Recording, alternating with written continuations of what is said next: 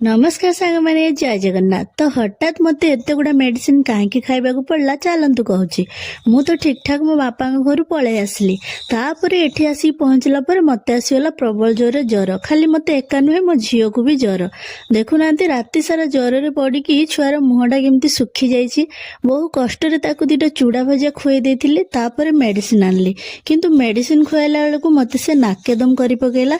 बिल्कुल भी खाइलानी। तापर किछि समय पर बहु कष्ट सेमती जोर जबरदस्ती टिके मेडिसिन खुआई ता मुह फुह पोछि देकी शुए देली।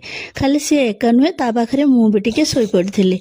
सी उठिला पर भी ताकू जर छाड़ीनी और जर तार आखि ही फिटुनी। मते सेमती कुंडे धरिकी बसिला।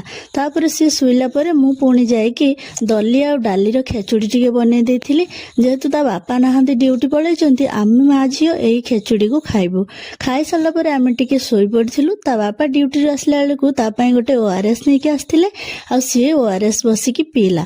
ओआरएस पी सारला परे ता देह टिके भल लागिला और मो झियो टिके तळे ओल्हेकी खेलिला। तापर जाइकी मते टिके शांति लागिला। बहुत मन कष्ट हुए सांग माने एका रहिथिले निज देह खराब पुणी छुआ देह खराब। जी अंगे निभेइथिबो सी ही जानिथिबो कि केते कष्ट हुए।